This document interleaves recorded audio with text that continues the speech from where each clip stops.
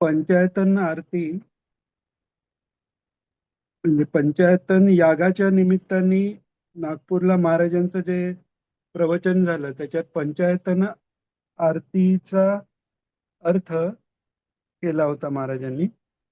तर तो 31 तारखेला आपण 31 डिसेंबर आणि 1 असे दोन याच्यात आपण सुरू केलेला तो सवितृ रूपापर्यंतच आलेलो आपण. आता आपण त्याच्या पुढचं वाचू आणि त्या वाचतानाच म्हणजे आपण त्यात काही अजून विचार करता येण्यासारखा आणि म्हणजे महाराजांनी जे सांगितले ते समजून घेण्यासाठी जे समजणं आवश्यक आहे तेही आपण पाहू.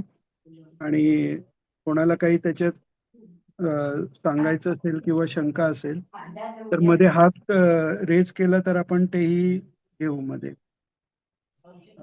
वाचायला अजून कोण आहे का? नाही नाही दिनू तूच वाच. बरं बरं चालेल चालेल. आज मधुदादा आणि हे दोघेही नाही आहेत. चालेल हरकत.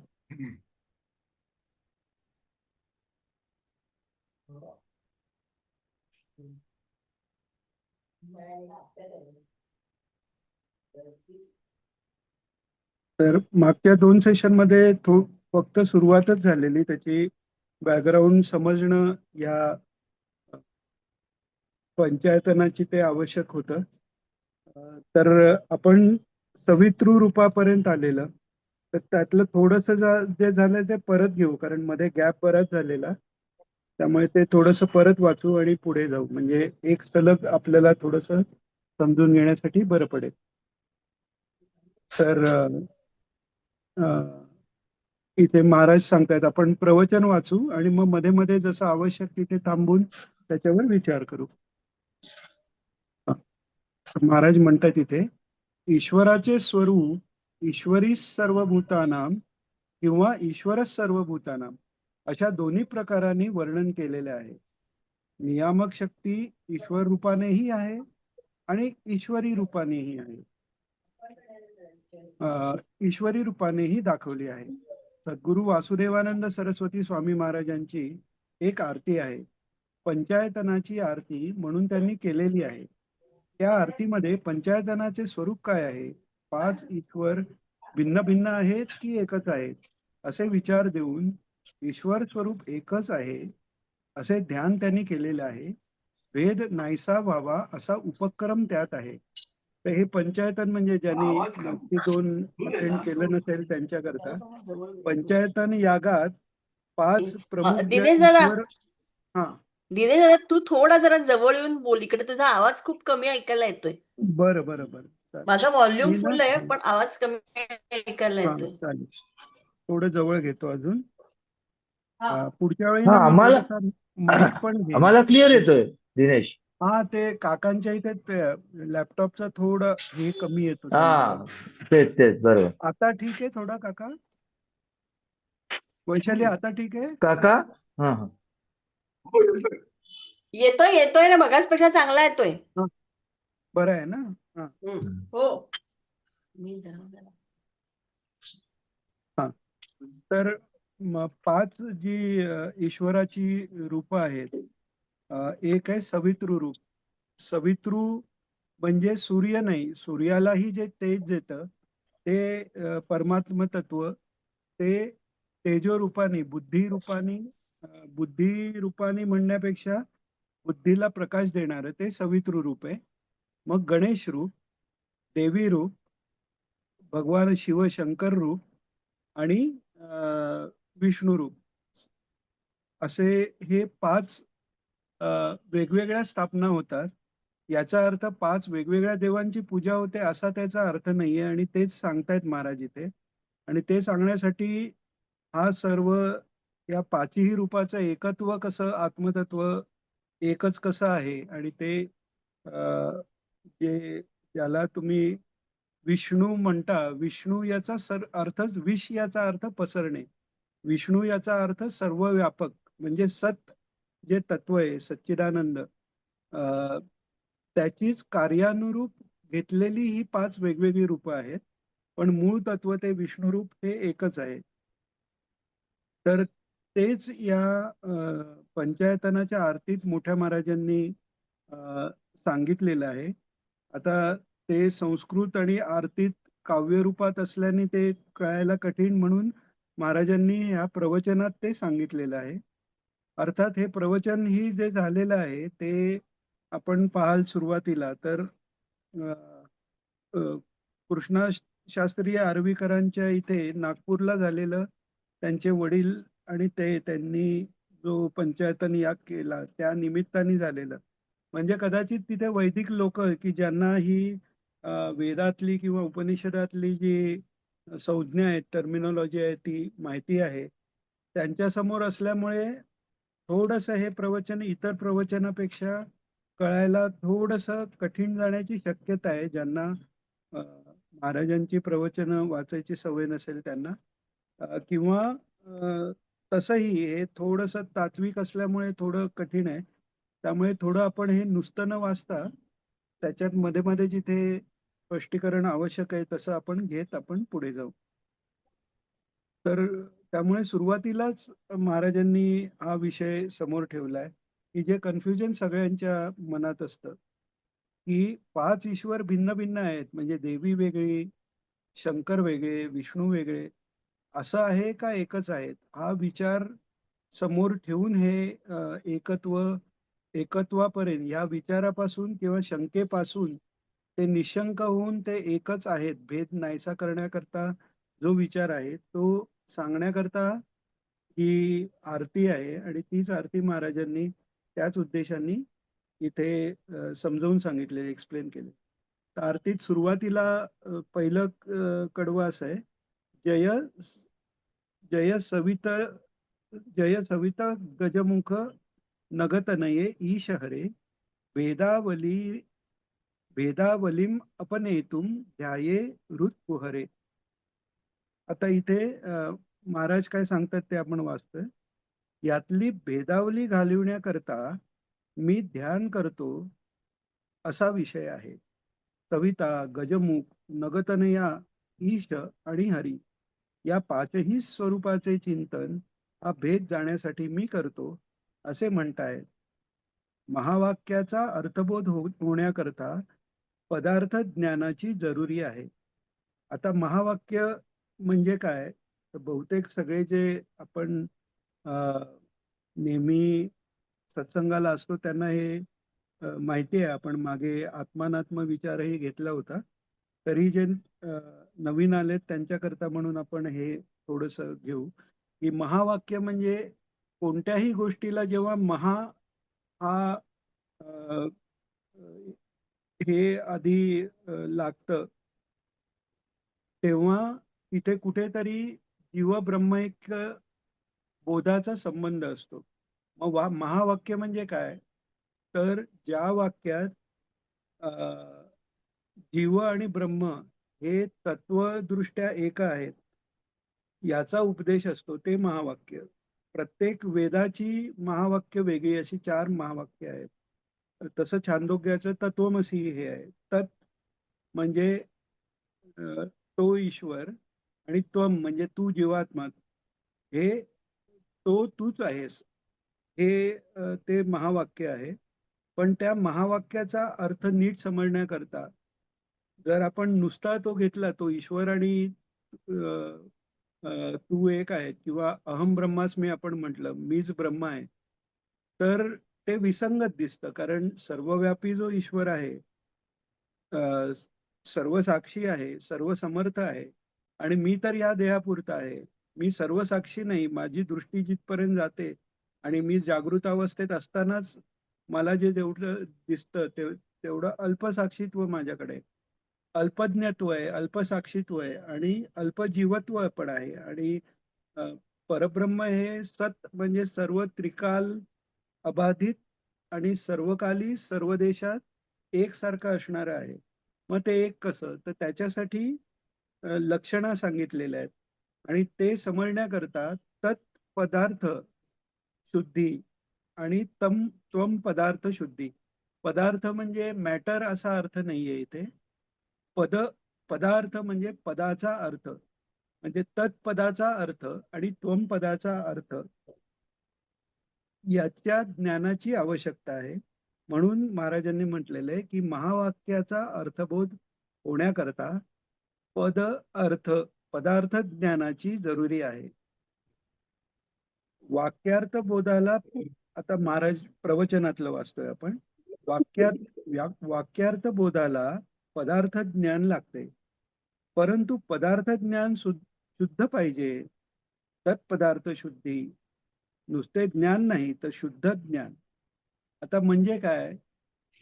तत्पदार्थ शुद्धी म्हणजे काय? तत्पदार्थ आणि त्वम पदार्थ. तत् म्हणजे तो, तर तत्पदार्थ शुद्धी म्हणजे तत्पदार्थ हा परमेश्वर घेतलेला आहे.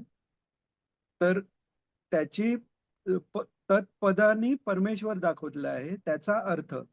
त्याची शुद्धी म्हणजे काय? परमेश्वर म्हणजे सर्वसाक्षी आहे, सर्वशक्तिमान आहे, हे त्याचं कार्य झालं. पण ते सगळं बाजूला ठेवून त्याचं जे मूळ तत्व आहे ते सच्चिदानंद आहे हे समजणं म्हणजे तो शुद्ध अर्थ कळणं, म्हणजे तत्पद अर्थ शुद्धी, तत्पदार्थ शुद्धी झाली. त्वम पदार्थ शुद्धी म्हणजे जीवात्मा तू जो आहेस, तर हे शरीर म्हणजे तू नाहीस, हे मन म्हणजे तू नाही, हे बुद्धी म्हणजे तू नाहीस, तर अंतर्यामी जे साक्षी रूप आहे ते तू आहेस. आणि ते साक्षी रूप पण या देहापुरतं नाहीये, आणि साक्षीत्वही गेलं की उरलं ते जे सच्चिदानंद आहे. म्हणजे दोन वेगवेगळे दिसत असले तरी तत्व काय आहे तर सच्चिदानंद आहे. अशा दृष्टीने ते एकत्व आहे. तर याला म्हणतात जीवात्म्याची म्हणजे मूळ आत्मतत्व काय आहे ते जीव हा तू घेऊन जाणं हे त्वम पदार्थ शुद्धी, आणि परमात्म्यापासून त्या सच्चिदानंदापर्यंत जाणं ही परमेश्वरापासून ही त्वम पदार्थ शुद्धी. आता इथे अजून एक थोडस एक्सप्लेन करावं असं वाटतं की जे आत्मानात्म विचारात आपण आधी घेतलेलं होतं तरीही, की जनरली काय असतं, परमेश्वर आणि परमात्मा किंवा परब्रह्म आणि सच्चिदानंद हे एका अर्थाने आपण वापरतो आणि ते तत्वदृष्ट्या बरोबरच आहे. पण आपण अज्ञानात असल्यामुळे त्याच्यात अनुभव किंवा सगुणतेच्या किंवा आकारात सगुण साकार या रूपाने जर बघायला गेलं तर परमेश्वर जो आहे त्याला आपण सर्व शक्तिमत्व वगैरे हे गुण, या गुणात जो जेव्हा सच्चिदानंद येतं तेव्हा त्याला परमेश्वर म्हणतो. पण त्या परमेश्वरात पदाची शुद्धी म्हणजे तिथे कोणतेही गुण नाहीत, ते फक्त सच्चित आनंद स्वरूप आहे, तेव्हा त्याला परब्रह्म म्हणतात. असा थोडासा टेक्निकल फरक आहे.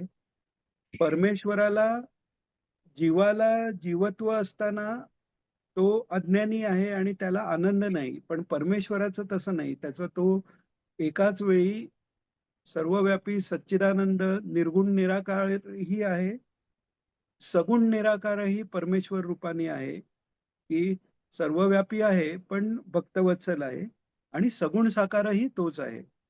तर ते आपण दिगंबराच्या ह्याच्यात ते डिटेलमध्ये घेतलेलं, इथे फक्त थोडस या अर्थ समजण्यापुरतं आपण त्याचं विचार थोडासा केला. पुन्हा आपण आता प्रवचन वाचतोय. वाक्यार्थ बोधाला पदार्थ ज्ञान लागते, परंतु पदार्थ ज्ञान शुद्ध पाहिजे. तत्पदार्थ शुद्धी, नुसते ज्ञान नाही तर शुद्ध ज्ञानामध्ये सुद्धा काही शुद्धी अशुद्धी राहते. तर त्या पदार्थाची शुद्धी होण्याकरता म्हणून हे चिंतन महाराजांनी केलेलं आहे.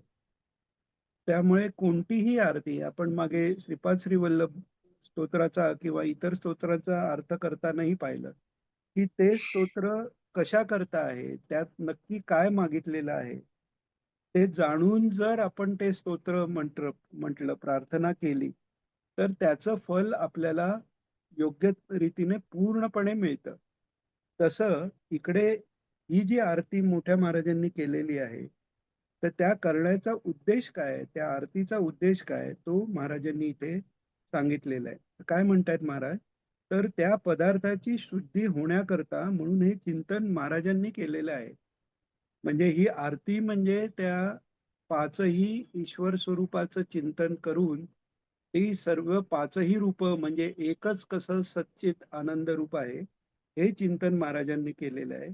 आणि ते आरतीच्या स्वरूपात आपल्याला देऊन हीच मोठ्या महाराजांची दया आहे, भक्तवात्सल्य आहे, की जे वेदांताचं ज्ञान आहे, ज्याचा अधिकार साधन चतुष्टय संपत्ती आल्यावर येतो, तेही ज्ञान त्यांनी काही स्तोत्र म्हणा, आत्मानात्म विचार म्हणा, ही आरती म्हणा, यांनी दया करून आपल्यासारख्या म्हणजे माझ्यासारख्यांना म्हणतोय, आपल्या अधिकार आहेत सगळ्या लोकांचा, की तेवढी तयारी नसतानाही त्याचा फायदा करून द्यावा म्हणून ते तत्वज्ञान आरतीत म्हणा, स्तोत्रात म्हणा, किंवा दत्त महात्म्यातही उपनिषदाचे मंत्र त्यांनी गुंफलेले आहेत. ही त्यांची केवळ दया आहे.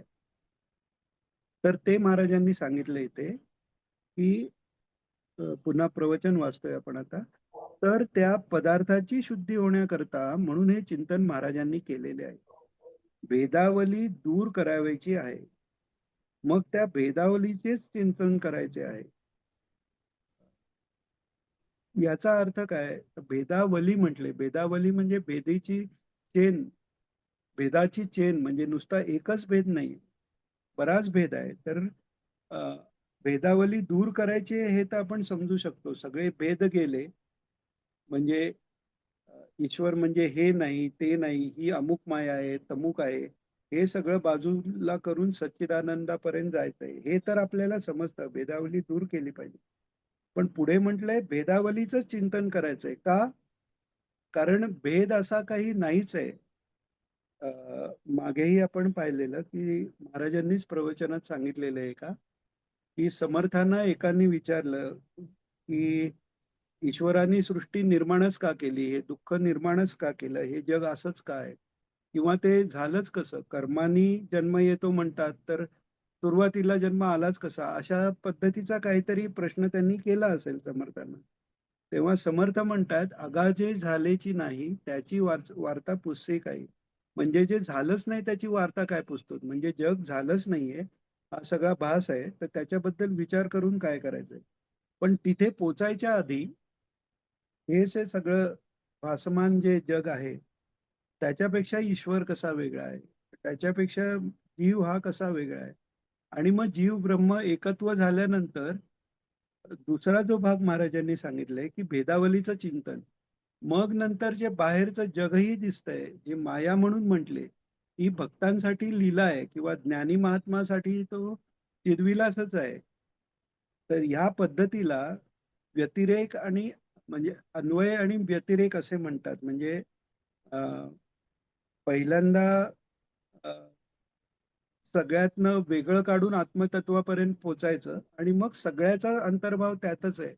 मग कारण माया अशी वेगळी मानली तरी ते द्वैत झालं ना. त्यामुळे माया अशी वेगळी नाही, जे काही दिसतंय नाही दिसत, जे काही व्यक्त आहे अव्यक्त आहे, सगुण आहे निर्गुण आहे, ते सगळं एकच परब्रह्म आहे, असा पुन्हा अभ्यास करून सगळ्यांना एकत्र करून तो अन्वय साधायचा आहे तिथे.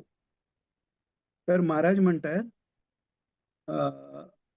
भेदावली दूर करायची, मग त्या भेदावलीचे चिंतन करायचे आहे. अधिष्ठान साहित्य त्याचे चिंतन करायचे आहे. लक्षार्थ चिंतन करायचे आहे. अधिष्ठान म्हणजे काय, तर सच्चिदानंदावर हे सगळं अधिष्ठित आहे, म्हणून ते पहिल्यांदा सच्चिदानंद काय हे समजून घ्यायचंय म्हणतात मला. लक्षार्थ चिंतन करायचंय म्हणजे तत्त्वम असी मध्ये, तत् म्हणजे ईश्वराचे गुण सगळे बाजूला काढून तिथे लक्षार्थ काय आहे, ते सच्चिदानंद. त्वम मध्ये काय, तर तू म्हणजे त्यातला कोण, तर देह मन बुद्धी हे बाजूला राहिलं तर उरलेलं सच्चिदानंद, हा त्वम पदार्थ लक्षार्थ. म्हणजे लक्षार्थाने दोघं एकच आहेत हे आपल्याला कळतं. हा विषय मोठा आहे, तर तो आत्मानात्म विचार जर आपण आधी जे सत्संगात घेतलेलं ते पाहिल्यावर ते ऐकल्यावर लक्षात येईल. आपण आता पुढे जाऊ याच्यात. तर अधिष्ठान साहित्य यांचे चिंतन करायचे आहे आणि लक्षार्थाचे चिंतन करायचे आहे. गजेंद्राख्यानामध्ये गजेंद्राने स्तुती केली, तो आर्त भक्त आहे. तत्पदार्थ शुद्धी ज्याची झालेली आहे असा मोठा भक्त दिसतोय. म्हणजे भागवतात गजेंद्राची जी गोष्ट आहे त्याच्यात अं, त्या नकरानी गजेंद्राचा पाय पकडल्यानंतर गजेंद्रांनी सर्वव्यापी जो परमात्मा आहे त्याला हाक मारलेली आहे. त्यांनी काही कोणाचं नाव घेतलं नाही की भगवान विष्णू किंवा वासुदेवा तुम्ही या असं म्हटलेलं नाहीये. त्यांनी जी हाक मारली आहे ते खाली महाराज देता येतच की नमो भगवते तस्मै यदेतत चिदात्मकम, म्हणजे भगवंता तुला नमस्कार असो. आणि कोण? तर जे तुम्ही चिदात्म रूप आहात ते. पुरुषाय आदिबीजाय परेशाय अधिधीमहि, म्हणजे ही पूर्ण जी स्तुती आहे ते पुरुष पुरुष याचा अर्थ जो क्षेत्रात राहतो, शरीरात राहतो तो पुरुष. तर सर्व अनंत कोटी ब्रह्मांड ही सगळी शरीर त्याच्यात राहणारा जे आत्मतत्व आहे तो पुरुष आहे.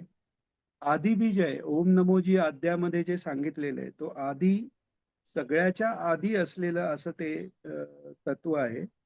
आणि पर ईश आहे तो, म्हणजे ईश तत्वाच्याही पलीकडे, ईश्वर तत्वाच्याही पलीकडे असं ते सच्चिदानंद. आणि आधी धीमही, म्हणजे सृष्टीची उत्पत्ती होताना पहिल्यांदा मूळ प्रकृती, नंतर महत्त्व जे निर्माण झालं. महत्त्व म्हणजे काय? तर समष्टी स्वरूप म्हणजे व्यापक जे बुद्धितत्व झालं. तर ती जी धी आहे त्या धीला जो प्रकाशित करतो असे तुम्ही आहात. अधिधीमही असे तुम्ही आहात, अशी त्या गजेंद्रांनी स्तुती केलेली आहे. म्हणजे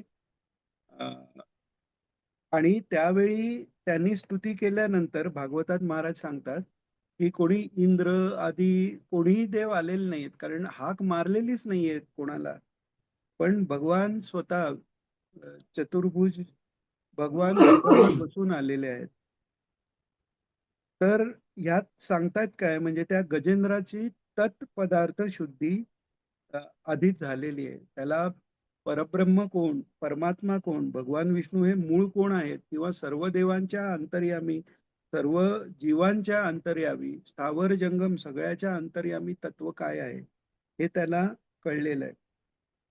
तर महाराज सांगतायत पुढे, नमो भगवते तस्मै यत एतत् चिदात्मकम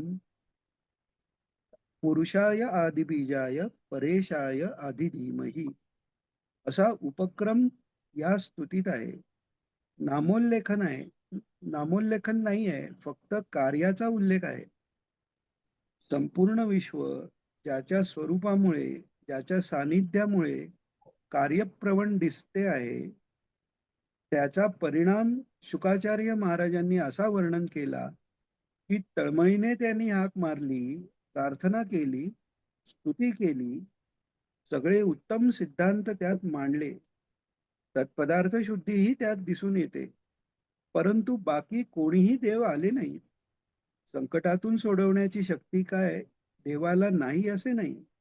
नकरापासून काय कोणीही मुक्त केले असते, परंतु यानेही विष्णू, हरी किंवा विशिष्ट अशा नावाचा उल्लेख करून चिंतन करून प्रार्थना केली नाही.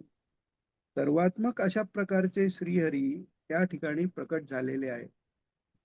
भागवतात ही कथा आलेली आहे ती याकरताच आहे की भगवान विष्णू म्हणजे काही विशिष्ट देवता नाही, ते सच्चिदानंद आहेत हे यातनं कळतंय. आणि तेच तत्व या पाची ईश्वर स्वरूप जी आहेत वेगवेगळ्या कार्यात घेतलेली, त्याच्याबद्दल आता महाराज पुढे सांगतायत. तर महाराज म्हणतात आता पुढे, साधकाच्या अंतःकरणामध्ये भेदबुद्धी आहे. ती शुद्ध होता होता ज्यावेळी तत्पदार्थ शुद्धी होईल त्यानंतर वाक्यार्थ बोध आहे. म्हणजे म्हणून म्हणजे तो बोध झाल्याशिवाय खरा परमात्मा कळल्यानंतरच हा सगळा वाक्याचा बोध होऊ शकतो हे सांगतात महाराज. आता पुढे म्हणतात महाराज, म्हणून महाराजांनी जय सविता गजमुख नगतनये ईश हरे भेदावलीम अपनेतुम ध्याये हृत्कुहरे. हृत्कुहरे म्हणजे हृदयाच्या आतल्या पोकळीत. हृदय म्हणजे हे योग्यांचं हृदय जे आज्ञा चक्र आहे, तर त्या आज्ञा चक्र किंवा द्विदल जे कमळ आहे त्याच्या मध्यभागी जे कुहर आहे पोकळी, त्या ठिकाणी हे ध्यान करावं असं ते सांगतायत. आता महाराज पुढे सांगतायत ते की असं चिंतन केलं, कार्य वेगवेगळी दाखविलीत, मात्र सर्वव्यापी जे चैतन्य आहे त्या चैतन्यामध्ये भेद संभवत नाही. इथे मध्ये कोणाला काही विचारायचं असेल किंवा सांगायचं असेल तर हात वर करा, म्हणजे मध्ये थांबून आपल्याला थोडंसं हे सगळ्यांच्या पार्टिसिपेशननी होईल तितकं सगळ्यांना आपल्याला छान समजेल. तर महाराज सांगतायत सर्वव्यापी जे चैतन्य आहे त्या चैतन्यामध्ये भेद संभवत नाही. तर हे का सांगतायत महाराज? कारण बाय डेफिनेशन जेव्हा आपण सत चित आनंद म्हणतो, आता सच्चित आनंद या तीन वेगळ्या गोष्टी नाहीयेत. ती एकच गोष्ट आपण आता मायेत असल्यामुळे आपल्याला लक्षात येण्यासाठी ती एकच गोष्ट तीन स्वरूपाने दाखवलेली आहे. साधं आपल्याला व्यवहारात आपण पाहिलं तर आपल्याला आपण आहोत ही जाणीव आहे की नाही, तर आहे. मग आपण राहावं ही पण जाणीव आहे त्याच्याबरोबर. त्याच्यानंतर आपल्याला जे सुखकारक आहे त्याच्यात आपल्याला आनंद आहे, कारण आपल्यात आपण असण्यात आपल्याला आनंद आहे. गाढ सुषुप्तीत आनंद आहे, कारण तिथे तर बुद्धीही नाही, आपण आपल्यातच लीन आहोत तिथे. तर या दृष्टीने सज्ज आहे तेच आनंद रूप आहे. आणि आपण व्यवहार करतो, जरी आत्मतत्व कळत नसलं तरी व्यवहारातल्या गोष्टी माया जरी असली तरी त्याचं तरी द्रष्टा होता येते आपल्याला आज, म्हणजे चित स्वरूपी आहे. म्हणजे एका वेळीच आपल्या आतही आपल्याला व्याकृत रूपाने सच्चिदानंदाचा अनुभव येतोच आहे, पण तो व्याकृत रूपाने म्हणजे बदललेल्या रूपाने, म्हणजे ते जे मी पण आहे ते आपल्याला फक्त मायाजनित पदार्थात, ही बुद्धी म्हणजे मी आहे किंवा हे मन म्हणजे मी आहे, हे शरीर म्हणजे मी आहे असं जर वाटतंय, त्यांनी तो बंद आहे. तर त्याच्याहून बाहेर पडून त्याच्यापेक्षाही वेगळं जे आहे की जे सुषुप्तीत पण आनंद आहे, हे उठल्यावर जे जाणवतंय तो आनंद कुठला, तिथपर्यंत जर आपण पोहोचू शकलो तर आपल्याला त्वम पदार्थ शुद्धी म्हणजे आपल्या स्वरूपाची जाणीव आपल्याला होऊ शकते. असं पुढे त्याचं हो. चिंतन करायचंय. म्हणजे हे दिनेश दिगंबराच्या दिनेश हा आता बोला ते तू आता सांगितलं मन म्हणजे हो, मी आहे, हे हो. सगळं ते जरा एक्सप्लेन कर ना परत सगळं. हा, आता आपण अ, जेव्हा म्हणतो की मी आलो, मी गेलो, किंवा तुम्ही आता म्हणाला दिनेश तू आता एक्सप्लेन केलेलं ते एक्सप्लेन कर. आता ते म्हणजे कोणी एक्सप्लेन केलं? ह्या वाणी आणि हे शरीर समोर दिसतंय, हा बरोबर आहे. तर हा आपण व्यवहारात स्वतःला किंवा समोरच्याला त्याचं शरीर मानतो. मी इथे गेलो, मी इथून आलो. काय हम्म. गेलं तर शरीर गेलं.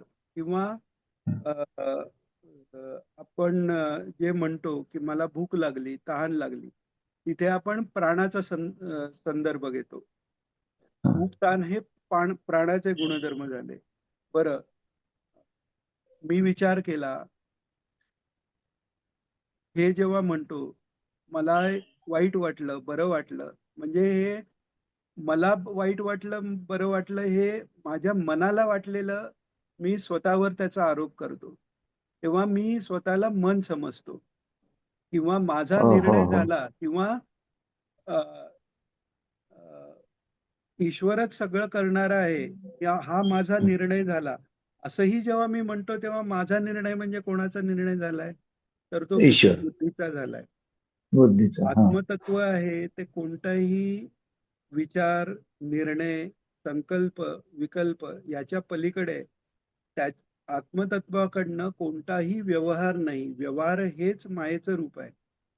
पण आपल्याला ते कळायला कठीण आहे, म्हणून आपण बुद्धीपर्यंत विचार करू शकतो. तर ती हा. मी, शरीर आहे, मन आहे, बुद्धी आहे, हे जेव्हा बाजूला पडतं तेव्हा त्याच्या पलीकडे आपण पोहोचू शकतो, असा तो विषय आहे. ओके कळलं ओके का? Okay okay. हा, तर ती आता हा, तर म्हणून तर सच्चिदानंद जे आपण म्हणतो त्याच्यात सत म्हणजे काय आहे, तर जे कधीही बदलत नाही त्याला सत म्हणतात. आपण व्यवहारात सत्य म्हणतो ते सत्य म्हणण्यापेक्षा त्याला खरं आणि खोटं म्हणावं. म्हणजे आपला जो अनुभव आहे त्याच्याप्रमाणे जे असेल त्याला खरं किंवा खोटं म्हणावं.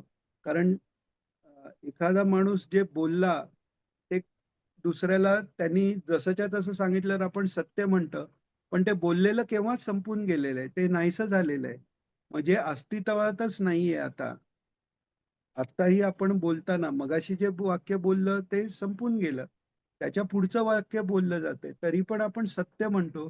कारण आपल्याला व्यवहारिक त्यातल्या त्यात आधी बोलल्या गेल्यापेक्षा वेगळ्यापेक्षा तसंच बोललं गेलेलं म्हणून त्याला सत्य, हे त्यातल्या त्यात सत्य आहे. पण मूळ सत्य जे आहे ते सत शब्दानी आलंय. तर सत म्हणजे सर्व काळी, सर्व देशी, म्हणजे स्पेसमध्ये सर्वत्र एकसंध असणारे ते सत्स्वरूप आहे. मग त्याच्यात विजातीय भेद नाही. म्हणजे विजातीय भेद नाही म्हणजे कसं, तर माणूस आणि झाड हे वेगवेगळे जीव आहेत, भेद झाला, तसा भेद नाही. सजातीय भेद नाही, म्हणजे हा माणूस, मी पण माणूस आहे, तुम्ही पण माणूस आहात, पण भेद आहे आपल्यात.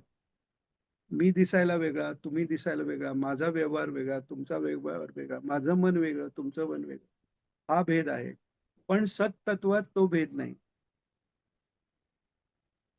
आणि स्वगतही भेद नाही. आता जरी मी म्हटलं की मी आहे, हे शरीर मी आहे म्हटलं तरी डोळे वेगळे, हात वेगळे, डोळ्याचं कार्य वेगळं, हाताने मी पाहू शकत नाही, डोळ्यांनी मी काही वस्तू पकडू शकत नाही. बरं, शरीर मी नाही, मन म्हटलं तरी जन्माला जेव्हा मी आलो तर त्यावेळीचं माझं जे मन आहे ते काहीच कळत नाहीये, फक्त भूक लागली की रडतोय. आणि आता इतक्या वर्षानंतरचं जे माझं मन आहे तेही जाऊन द्या, एखादं मनाविरुद्ध गोष्ट झाली तेव्हाचं माझं मन, मनासारखी गोष्ट झाली तेव्हाचं माझं मन, ध्यानाला मी बसतो तेव्हाचं माझं मन, हे मन ही बदलत आहे. म्हणजे ते काहीही सत नाही. तर सत जे आहे त्याच्यात स्वगतही भेद नाही, म्हणजे सगळीकडे एकसंध एकरूपच ते आहे, असं त्या सतचा अर्थ आहे. तर तेच महाराज सांगतात, ते समजून घेण्याबद्दल हा सगळा विचार चालू आहे. तर म्हणून महाराज सांगतात की सर्वव्यापी जे चैतन्य आहे त्या चैतन्यामध्ये भेद संभवत नाही. साखर दे बरं. परंतु आता हे प्रवचनातलं वाचतोय आपण, परंतु कार्यावरून भेद मानला जातो, म्हणून 5 रूपाने कोणती ईश्वराची कार्य चालली आहेत हे त्याच्यामध्ये महाराजांनी दाखवलेलं आहे. जोपर्यंत द्वैत आहे, मी वेगळा आणि जग वेगळं आणि ईश्वर वेगळा, ही त्रिपुटी आहे, किंवा अ, अ, जोपर्यंत जगाचं भान आहे तोपर्यंत ते ईश्वर तत्व ही जेव्हा वेगवेगळं कार्य करतं तेव्हा प्रत्येकाच्या संस्काराप्रमाणे, प्रत्येकाच्या बुद्धीप्रमाणे ज्याला त्याला ज्या रूपाची आवड आहे त्या रूपाची उपासना करायला मोकळीक दिलेली आहे. पण तरीही या पंचायतन यागाच्या रूपाने, पंचायतन आरतीच्या माध्यमातून वेगवेगळी जरी रूपं असली तरी ती एकच आहेत याचा अभ्यास त्या निमित्ताने आपल्याकडनं व्हावा म्हणून ही आरती मोठ्या महाराजांनी केली. आणि महाराजांनी या आरतीचाही अर्थ कळणं आपल्याला अ, भाषेमुळे म्हणा, बुद्धीचे आपले योग्यतेमुळे म्हणा, तेवढं शक्य नसल्याने महाराजांनी हे अजून सोप्या शब्दात आपल्याला एक्सप्लेन करून सांगितलेलं आहे. आणि याचा अर्थही तेच आहे, जेव्हा मी विष्णूंना नमस्कार करतोय याचा अर्थ मी शंकरांचा अनादर करतोय का? तर नाही. जर आपली बुद्धी नक्की असेल की जी देवी आहे, जसं महाराजांनी सांगितलंय, ईश्वरी सर्वभूतानां किंवा ईश्वर सर्वभूतानां, दोन्ही एकच आहे. जेव्हा तुम्ही अ, एक ती गोष्ट सांगतात की एक माणूस बोटीतनं जातोय आणि म्हणे एक मुसलमान आहे आणि एक हिंदू आहे. तर दोघेही प्रार्थना करतात. मुसलमान या अल्लाह, या अल्लाह, या अल्लाह, या अल्लाह करतोय. आणि हिंदू आहे तो गणपती गणेशाय नमः, गणेशाय नमः करतात. थोड्या वेळाने हा म्हणतो, अरे गणेशांना पण मी मारुतींना पण हाक मारतो जरा, त्यांची पण मला दे. मग हनुमंताचा जप करतोय. इथे हा मात्र या अल्लाह करतोय. तर अल्लाह स्वरूपाने येऊन त्यांनी त्या मुसलमानांना वाचवलं. इथे काय होतंय, अ, गणपती बाप्पा म्हणताना त्या रूपाने येता येता मध्येच हनुमानाची, मध्येच राम म्हणतोय, मध्येच शंकर शंकर म्हणतोय. असं करत कोणत्याही रूपावर श्रद्धा नाही. जेव्हा तुमची अ, भक्तीबद्दल जे महाराजांनी सांगितलेलं आहे, प्रल्हादाच्या आख्यानात आलेलं आहे की अनन्य झालं पाहिजे आणि अप्रतिहत झालं पाहिजे. रूपाची आसक्ती स्वतःबद्दल, जीवाबद्दल, आपल्या शरीराबद्दल ठेवायची नाहीये, पण परमेश्वराचे जे अवतार आहेत किंवा आपलं जे इष्ट दैवत आहे, त्याचं जे शरीर हे सच्चिदानंद घन आहे. मग त्या एकदा आपण समजा आपल्या वडिलांना हाक मारतोय, मग तेव्हा आपण बाबा आणि मग अहो वडील आमचे, मग नंतर अजून काही असं हाक मारत नाही. एकदा हाक मारल्यावर कळतं आपला की झालं त्यांना. जेव्हा तुम्ही त्यांना वेगवेगळ्या नावाने हाक मारल्यावरच पोचेल असं जेव्हा वाटतंय, तेव्हा काहीतरी गडबड आहे. तर ती गडबड होऊ नये म्हणून ही पाचही रूपं कशी एक आहेत हे समजण्याकरता हे प्रवचन आणि ही आरती आहे. तर कार्यावरून भेद मानला जातो, म्हणून पंचरूपाने कोणती ईश्वराची कार्य चाललेली आहेत हे त्याच्यामध्ये महाराजांनी दाखवलेली आहे. म्हणजे पहिल्यांदा वरकरणी कार्य वेगळी कशी आहेत आणि ती कार्याचं कारण जे आहे ते कसं एक आहे. म्हणजे ती अ, महाराजांनी एका प्रवचनात हे उदाहरण दिलेलं आहे की एखादी व्यक्ती आहे, ती घरात असताना तिला घरातले लोक एका नावाने हाक मारतात. ऑफिसात गेल्यावर त्यांचा गणवेश वेगळा आहे, तिथे लोक त्यांच्या हुद्द्याने हाक मारतात, साहेब म्हणतील. तर तसं हे आहे की ईश्वर त्या त्या कार्याप्रमाणे ती ती रूपं घेतोय. त्यामुळे ती कार्यानुरूप रूपं कशी आहेत हे कळलं की कोणत्या कार्यासाठी कोणत्या देवतेची उपासना करायची आणि ती उपासना करताना ती देवता म्हणजेच माझं इष्ट आहे, ही ठाम भावना कशी राहिली पाहिजे हे कळण्यासाठी या आरती वरचं प्रवचन समजून घेण्याची आवश्यकता आहे. तर आता अ, तेच महाराज सांगतायत की ईश्वराची कार्य अ, म्हणून पंचरूपाने कोणती ईश्वराची कार्य चाललेली आहेत हे त्याच्यामध्ये महाराजांनी दाखवलेले आहे. सवितृ रूपाचे चिंतन करताना महाराज म्हणतायत, बुद्धी प्रेरक सवितुर न सिद्धम रूपम ध्यायेत यगरुत श्रेष्ठम देवस्य च रूपम. चिंतन मी करतो ही भेदावली नको आहे. सविता, गजमुख, नगतनिया, हरी हे सगळे एक आहेत. हर, हरी हे सगळे एक आहेत. म्हणजे या ह्याच्यात सर्वात पहिलं जे महाराजांनी सांगितलंय की मी हा टाकून दिलाय. म्हणजे आरतीच्या सुरुवातीलाच मी नाहीच, म्हणजे मी चिंतन करतो हे नाहीच. मोठ्या महाराजांची भूमिका अशी आहे की हे चिंतन चालू आहे. म्हणजे मुख्य या आरतीतनं आपल्याला जे समजावून घ्यायचं आहे की ही 5 रूपं एकच आहेत एवढंच नाही, की त्यांचं चिंतन करणारा जो आहे तोही मी नाहीये. मी असं काही अस्तित्वातच नाहीये. अंतर्यामीही तोच आहे. तोच या 5 रूपांनी आहे आणि तोच अंतर्यामी परमात्मा विविध रूपांनी स्वतःपर्यंत येण्याकरताच त्यांनी एकोहम बहुश्याम हा संकल्प केलाय आणि स्वतःच स्वतःला प्राप्त करण्याचा आनंद ते घेत आहेत. ही भूमिका आहे. तर म्हणून महाराज सांगतात चिंतन मी करतो ही भेदावली नको आहे. सविता, गजमुख, नगतनया, हरिहर हे सगळे एक आहे. गायत्री महामंत्राचा जो अर्थ आहे त्यात शुद्ध तत्पदार्थ दाखवला आहे. बुद्धी प्रेरक असे ते स्वरूप आहे. आता इथे जे महाराजांनी आधी सांगितले की कार्याप्रमाणे वेगवेगळी रूप आहे. तर सर्वात पहिलं कार्य काय आहे की आपण हे पाहतो की जसं मनुष्य योनी आहे जी बुद्धिमान समजली गेलेली आहे. आता दगड वगैरे स्थावर योनी आहेत तिथे तर बुद्धीचा संबंधच नाही. त्यामुळे ईश्वराला जाणून घेणं, ईश्वरापर्यंत पोहोचणं हे त्या ठिकाणी शक्यच नाहीये. पण मनुष्याला ते शक्य आहे. पण त्यातही आपण पाहतो बाहेर जे सर्व जगात चाललेलं आहे की सगळं अ, भौतिक सुखाच्या मागे जे सगळे चाललेले आहेत आणि सगळ्यांचं का स्वतःचीही ती धडपड परमार्थ करायचं तरी आपण मला आत्ता खायला प्यायला मिळालं पाहिजे, चांगलं चुंगलं घालायला राहायला घर पाहिजे, मरेपर्यंत पुरलं पाहिजे. महाराज एका प्रवचनात म्हणतायत की आम्हाला पुरलं पाहिजे, आमच्या मुलांना पुरलंच पाहिजे. हा सगळा विचार सात्विक लोकांच्याही मनात येतोय कलियुगात.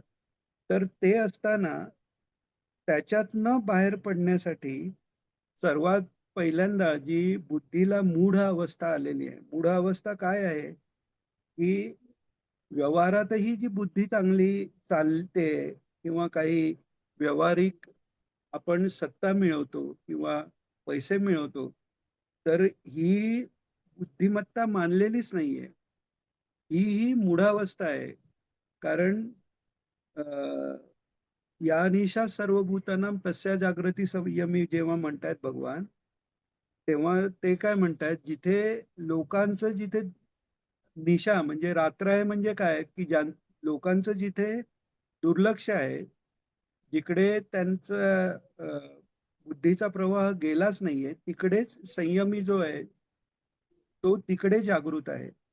तर तसं आहे की ईश्वराकडे बुद्धी लागणं हीच खरी जागृती आहे. तर ती कधी होणार? जसं अंधकारातनं सूर्यप्रकाश झाल्यावर जागृती येते, सगळं दिसायला लागतं. आपल्याला जागही येते, म्हणजे आपली बुद्धीही प्रकाशित होते, बाहेरचं आसमंतही प्रकाशित होतं आणि बुद्धीकडनं ते मन जे आहे त्या प्रकाशाच्या तेजामार्फत त्या त्या पदार्थापर्यंत जाऊन जेव्हा परत येतं तेव्हा त्या पदार्थाचं ज्ञान होतं, असं विचारसागर रहस्यात सांगितलेलं आहे. तर ती जे कोणत्याही गोष्टीचं ज्ञान व्हायचं, इव्हन व्यावहारिक गोष्टी बाहेर एखादी गोष्ट पाहता येणं याच्यासाठी सूर्योदयाची अपेक्षा जशी आहे किंवा लाईट लावण्याची अपेक्षा तशी आहे, तशीच बुद्धीतही प्रकाश होण्याची अपेक्षा आहे. तर तो बुद्धिप्रकाश ज्या रूपाने भगवंत करतात ते रूप म्हणजे हे सवितृ रूप आहे असं महाराज सांगतात. तर महाराज सांगतायत की पण त्याचे सविता हे जे रूप आहे ते बुद्धीला प्रेरणा करणारे आहे.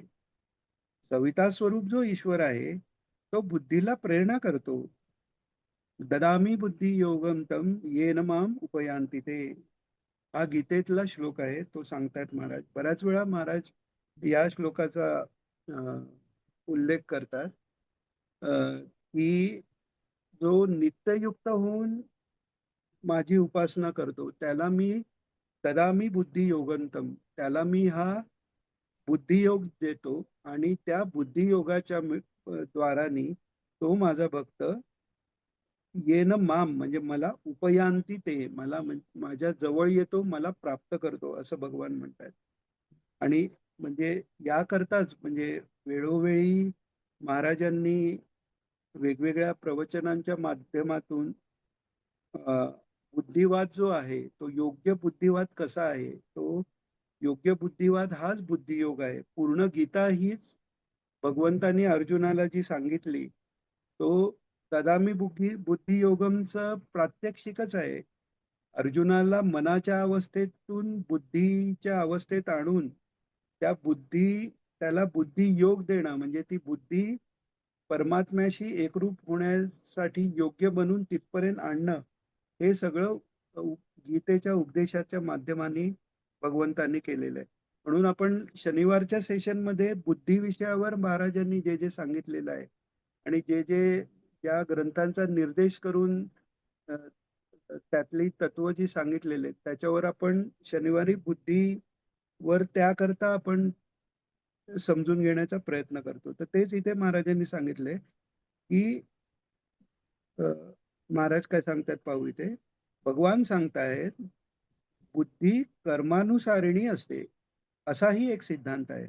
जशी कर्म झाली असतील त्याप्रमाणे बुद्धी उत्पन्न होते. कर्तृत्व जीवाचं आहे. इथे जीवाला काही तक्रार करता येणार नाही. त्यानेच कर्म केलेली आहेत. कर्मानुसारिणी बुद्धी ही वेगळी मानावी लागते. आणि ददामी बुद्धी योगम तम येन माम उपयांती ते. ही जी ईश्वरदत्त बुद्धी आहे ती वेगळी मानायला पाहिजे. दिनेश, आता हे रेकॉर्डिंग करतोस ना? हो हो, रेकॉर्डिंग चालू हा आहे. हा हा. एक मिनिट चेक करतोय. चालू आहे ना अजून मध्ये काय? अरे नाही झालंय, मी ठेवलेलं रेकॉर्डिंग आहे ना, सुरू आहे. नाही आहे नाही, ना? मेसेज तर आलाय. आहे, ही इज रेकॉर्डिंग. चालू आहे चालू आहे. चालू आहे चालू आहे. हा. काका तुम्ही ते पत्र लिहिलेलं त्याबद्दल सांगताय. इथे हाच प्रश्न होता ना त्यात, कर्मानुसारिणी बुद्धी आणि ईश्वर प्रदत्त बुद्धी.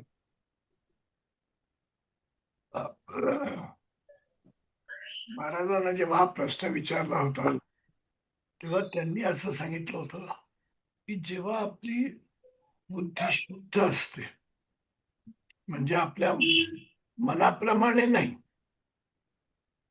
आपल्या इच्छेप्रमाणे ती निर्णय नाही देत, त्यावेळेला ती ईश्वराने दिलेली बुद्धी असते. आणि बऱ्याच वेळेला आपण जे निर्णय घेतो ते आपल्या मनाने घेतो. आपण प्रत्येक वेळेला काय म्हणतो, मला असं वाटत नाही, मी असं विचार करत नाही, माझं असं आहे, माझं तसं आहे. म्हणजे प्रत्येक ठिकाणी आपल्याला आपलं आहे तिथे असं जाणवतं. म्हणजे मी आहे, मी येतो तिथे. आणि महाराजांच्या थिअरीप्रमाणे तो तसा येता कामा नये. मी तुम्हाला पुढच्या वेळेला ते पुस्तक आता माझ्याकडे इथे नाहीये, की हाच प्रश्न मी महाराजांना विचारला होता की दत्त बुद्धी कुठली, जीवाची कर्मानुसारिणी बुद्धी कुठली. कारण ते फार छान 3-4 वाक्यात एक्सप्लेन केलेलं आहे. दिनेश, तुझ्याकडे त्या महाराजांत, पण आता तुला मला तो रेफरन्स नाही देता यायचा. मी तुला पुढच्या वेळेला सांगतो. मी तो चालेल. पुढच्या वेळी आपला पुस्तक या इथे पुढच्या बुधवारी परत होईलच आपलं हे, त्यात आपण घेऊया ते. हा चालेल चालेल, एकदम मस्त आहे. विचारताना 3 बुद्धी विचारलेलं, म्हणजे स्वतंत्र बुद्धी, म्हणजे जीवाची स्वतंत्र बुद्धी, कर्मानुसारिणी बुद्धी आणि ईश्वर प्रदत्त बुद्धी. आणि त्याच्यावर महाराजांनी कर्मानुसारिणी आणि ईश्वर प्रदत्त असे 2च विभाग आहेत. स्वतंत्र बुद्धी असं नाहीच आहे काही, अशा यांनी त्यांनी 2 याचं एक्सप्लेनेशन केलंय. तर तोच हा विषय इथे घेतलाय. पुढच्या वेळी आपण ते सापडलं. दिनेश, हा मस्त. काकांनी जे प्रश्न केलेला महाराजांना, तेव्हा महाराजांनी सांगितलं, खरंच मस्त, चांगलं असेल खरंच.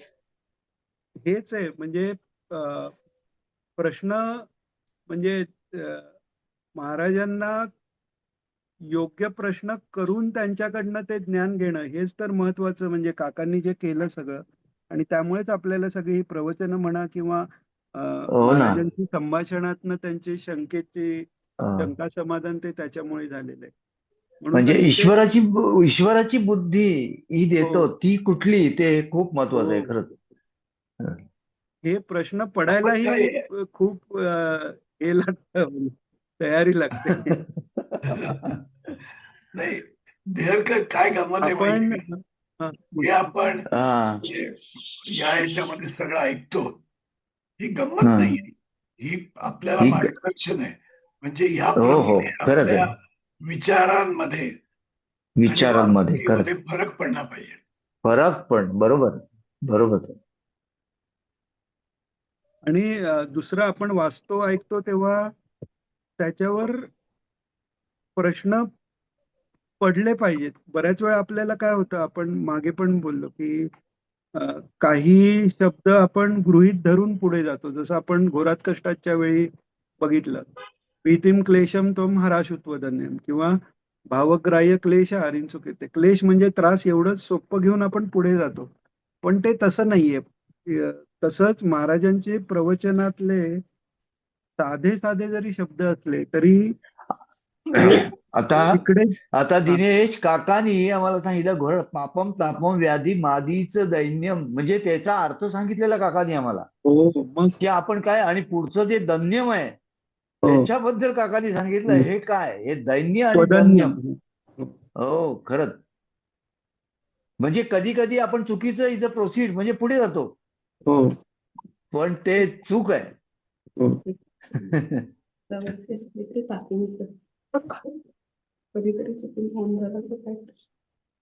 ओके, पुढे. हा, हा. कुठे आलो आपण? हा, ही जी ईश्वर प्रदत्त बुद्धी आहे ती वेगळी मानायला पाहिजे. महाराजांनी एका प्रवचनात सांगितलेलं आहे की अगदी जो म्हणजे भयंकर पापी माणूस जरी असेल तरी त्यालाही आपण करतोय ते चूक आहे अशी कुठेतरी जाणीव असतेच असते. तर ती म्हणजे ईश्वर प्रदत्त बुद्धी हा कितीही तमोगुणी माणूस असला तरी ती कुठे ना कुठे थोड्या तरी प्रमाणात असतेच. आता ती बुद्धी जितकी वाढेल तितकं ईश्वर प्रदत्त बुद्धी म्हणजे ईश्वराला जे अपेक्षित आहे तेच आपण करणार की नाही.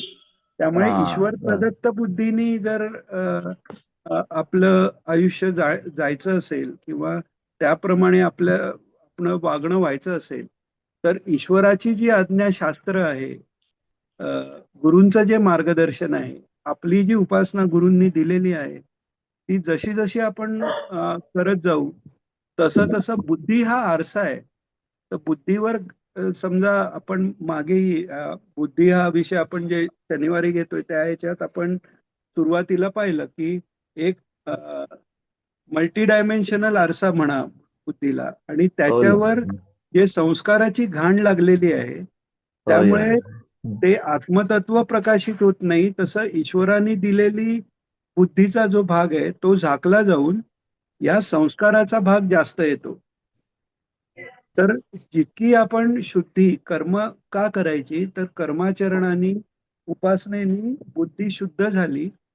ही बुद्धी शुद्ध म्हणजे काय की तुमच्या बुद्धीत ईश्वर प्रदत्त बुद्धी ही जास्त राहिली आणि हा, कर्मानुसारिणी बुद्धी कमी राहिली.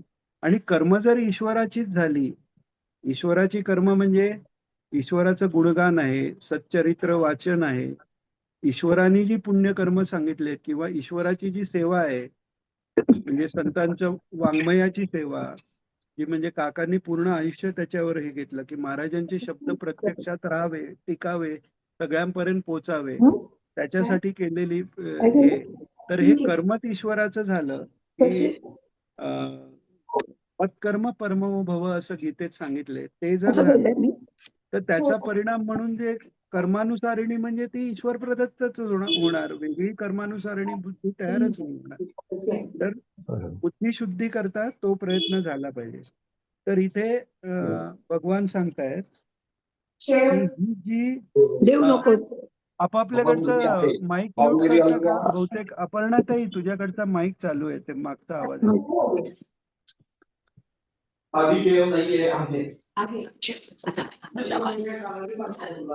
हा, दिनेश दादा, अपर्णाताई माईक बंद कर ना जरा. करते.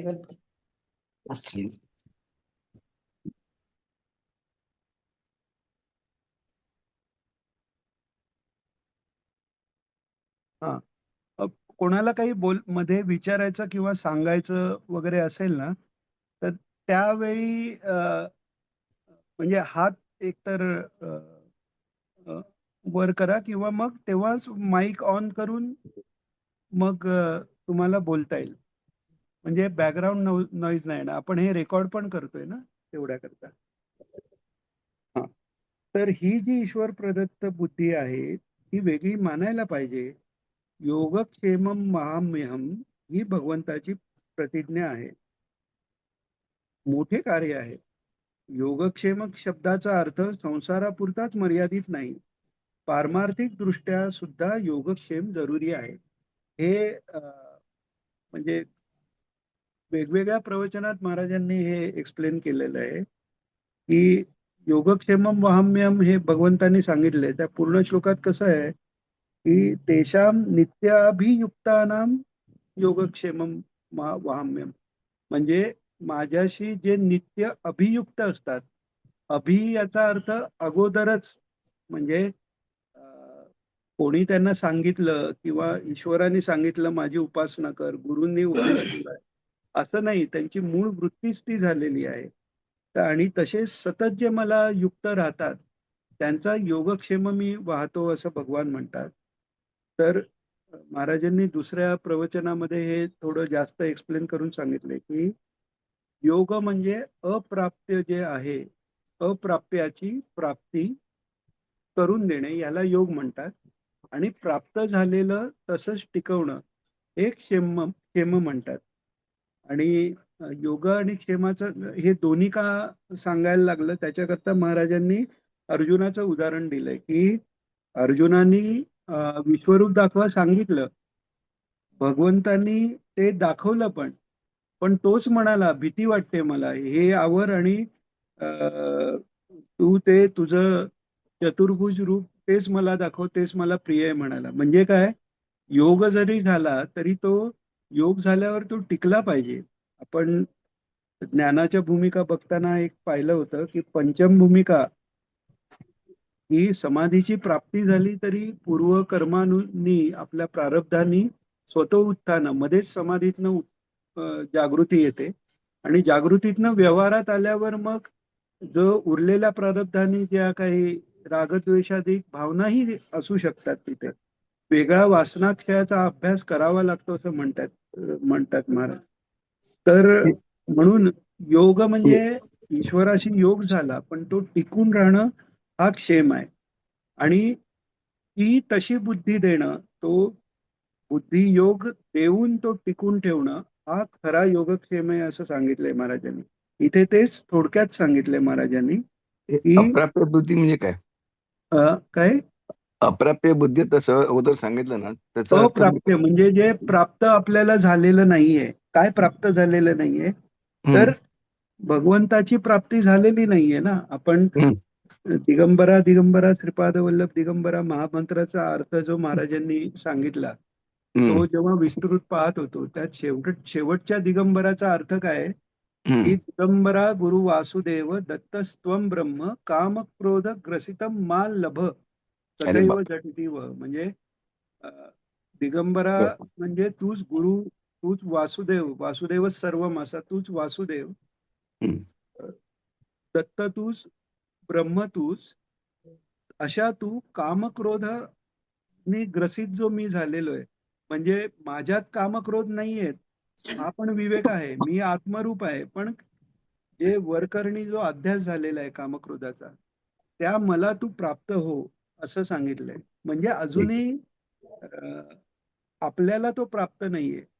तो प्राप्त म्हणजे प्राप्त अप्राप्त हा फक्त जोपर्यंत अज्ञानाचं आवरण आहे तोपर्यंतच आहे, कारण आपलं रूपच आहे तेच आपल्याला मिळालं नाही असं म्हणणं खरं योग्य नाही. पण आता बुद्धी तशी नाहीये. आता आपली बुद्धी ही ईश्वर किंवा आत्मतत्वापर्यंत पोचायची आहे, त्यामुळे ते अप्राप्य म्हणून असा व्यवहार करावा लागतो. तर त्याची प्राप्ती करून देणं आणि मग ते टिकणं. आपण अंतरायातही पाहिलेलं, भावासक्तींचा अर्थ घेताना अंतराय पाहिलं तर त्याच्यात एक अलब्ध भूमिकत्व म्हणजे समाधीची प्राप्तीच होत नाही, हे हा अंतर आहे. पण आता समाधीची प्राप्ती झाली तरीही पुढचा अंतराय सांगितलाय अनवस्थितत्व. म्हणजे आपण कधी कधी आता इतक्या पुढची गोष्टही नको, आपण समजा अ, बैठकीला बसलेलो, छान आता बैठक लागते, तेवढ्यात काहीतरी आवाज झाला की बरोबर. लगेच गेलं, तो आनंदातनं बाहेर पडलं. म्हणजे त्या प्राथमिक स्थितीतही आपल्याला अनवस्थितत्व काय ते कळू शकतं. करू शकतो.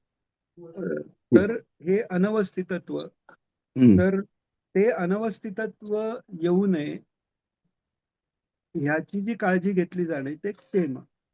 चल. ते क्षेम योग म्हणजे ते योगाची प्राप्ती करून देणं हा योग झाला, आणि तो हम्म. टिकवणं हे क्षेम झालं. क्षम. तर त्यामुळे योगक्षेम महाराज म्हणतायत, योगक्षेम शब्दाचा अर्थ संसारापुरताच मर्यादित नाही, पारमार्थिक दृष्ट्या सुद्धा योगक्षेमाची जरुरी आहे. म्हणजे पारमार्थिक जे आपल्याला अ, श्रेयस आहे, मिळण्याचे योग्य आहे, जे जे आपलं ध्येय आहे, जे तत्पदार्थ जो आहे, जे परब्रह्म आहे, जे आराध्य आहे, ते प्राप्त करून देणं, आणि त्याची ते प्राप्त अवस्थेतच आपण कायम टिकणं, ही योगक्षेमाची जरुरी आहे. या दृष्टीनेही योगक्षेम जरुरी आहे म्हणून सांगतायत महाराज. आता पुढे सांगतायत महाराज, अनेक भूमिका परमार्थ साधनात आहेत. त्याकरता ईश्वराची उपासना ही योगशास्त्रकारांनी सुद्धा आवश्यक मानलेली आहे. आता मागे आपण योगसूत्राची थोडीशी ओळख घेतलेली, पातंजल योगसूत्रावर आपण 3 सेशन घेतलेले. आधी हार्डली आपण 4-5 सूत्र त्याच्यात तीही थोडीशी वरवर पाहिली. पण ते पाहण्याचं कारण हेच होतं की महाराजांनी असं वेळोवेळी जे रेफरन्स दिलेले आहेत. तर आता महाराज इथे जे म्हणतायत की योगसूत्रकारांनीही ईश्वराची उपासना त्याकरता ईश्वराची उपासना ही योगसूत्रकारांनी सुद्धा आवश्यक मानलेली आहे हे सांगितले. त्याचा रेफरन्स कुठे आहे तर योगच चित्तवृत्ती निरोध आहे सांगितल्यावर, तो निरोध होण्याकरता अभ्यास वैराग्याभ्याम तन्निरोधा म्हणून सांगितले. जसं गीतेत अभ्यासेन तू कौंतेय वैराग्येन च गुह्यते हे भगवान सांगतायत. तसं इथे योगसूत्रकार म्हणजे पतंजली हे साक्षात संकर्षण भगवानांचे शेषांचे अवतार आहेत. तर तेही तेच सांगतायत की अभ्यास आणि वैराग्याने ते प्राप्त होतं, पण ते कठीण आहे. त्यामुळे मग काय पाहिजे त्याला, तर म्हणून त्यांनी तिकडे सूत्र सांगितलंय, ईश्वर प्रणिधानात वा. म्हणजे अभ्यास आणि वैराग्याने होईल, पण त्यांनी न झालं तर ईश्वर प्रणिधानाने होईलच होईल. ईश्वर प्रणिधान म्हणजे ईश्वराची उपासना, ईश्वराची भक्ती. म्हणून महाराजांनी इथे तो रेफरन्स दिलेला आहे की योगसूत्रकारांनीही ते सांगितलेलं आहे. आपण जेव्हा आणि इथे प्रवचन ईश्वराची उपासना आणि ईश्वराची भक्तीमध्ये जर विचारलं की मग हे कसं करायचं, तर मग त्याच्यासाठी आन्सर 12वा अध्याय आहे का? अगदी अगदी 12वा अध्याय म्हणजे 12वा अध्याय असा आहे की तो अक्षरशः प्रत्येकाने पाठच करावा असा आहे. म्हणजे एखाद्या परिस्थितीत आपल्याला समजा आता एखादी व्यक्ती ध्यान करते ईश्वरात, म्हणजे आपल्या आराध्य देवताची, महाराजांचं ध्यान करते समजा, आणि ते ध्यान लागत नाही. मग प्रश्न येतो, मग आता मी काय करू? तर जर मय्येव मन आधस्व मयी बुद्धी निवेशय निवशिष्यच मय्येव अत ऊर्ध्वन्न संशया, हा 8वा श्लोक आहे भक्ती योगातला. तिथपासून त्या स्टेप्स सांगितलेल्या आहे. तर अर्जुनाला भगवान सांगतायत की माझ्यावरच मन ठेव, बुद्धीचा माझ्यातच निवेश कर, म्हणजे माझ्याशिवाय इतर कोणत्याही गोष्टी समजून घेण्यासाठी, त्याच्यावर निर्णय करण्यासाठी वेळ घालवूच नको म्हणतात भगवान. ते शक्य नसलं तर मत्कर्म परमोभव, म्हणजे माझे सेवारूप जी कर्म आहेत, माझी जी कर्म आहेत, मत्कर्म कोणती आहेत तर ईश्वराची कर्म काय आहेत? ईश्वर हा कर्माच्या पलीकडचा आहे, तरी पण तो अवतार घेतो. कशा करता घेतो? तर परित्राणाय साधूनां विनाशाय च दुष्कृताम आणि मुख्य धर्म संस्थापनार्थाय. तर ही जी माझी कार्य आहेत त्याच्यासाठी तू ही मुख्य धरून जीवन जग, म्हणजे धर्माच्या संस्थापनेसाठी, सज्जनांच्या संरक्षणासाठी, दुर्जनांच्या नाशासाठी. आणि हे बाहेरचं करताना मनातही, माझ्या मनात जी सत्प्रवृत्ती आहे त्याच्या वर्धनाकरता मी उपासना करतो. माझ्या मनात जी दुर्प्रवृत्ती आहे ती घालवण्याकरता मी अभ्यास करतो. आणि माझ्या मनातली धर्मवृत्ती वाढवावी म्हणूनच धर्मे प्रीतीम सन्मतीम देवभक्तीम मागितले, तर ती मी करतो असं आहे.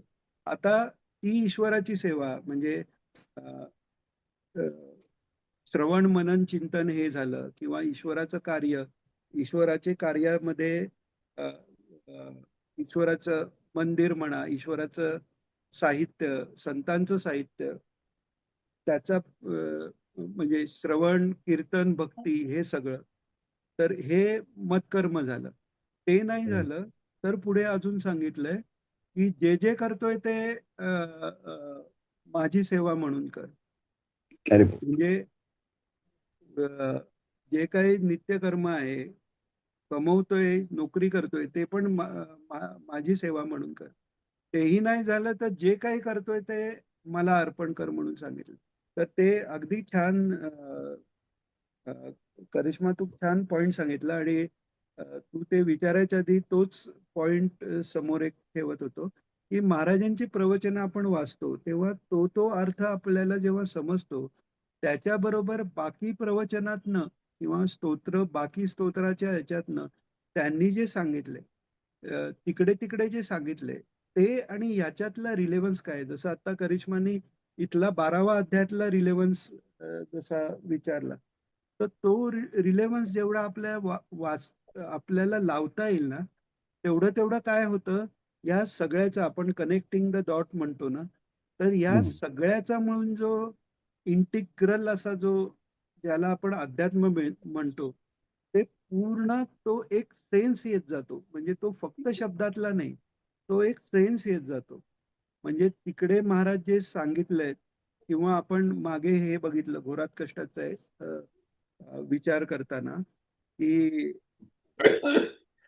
दुरितांचे तीव्र जाऊ, हे ज्ञानेश्वर माऊलींनी सांगितले. मोठे महाराज म्हणतात पापम तापम व्याधी मारीमचे दैनी विश्वस्वधर्म सूर्ये पावो धर्मे प्रीतीम सन्मतीम देव भक्ते.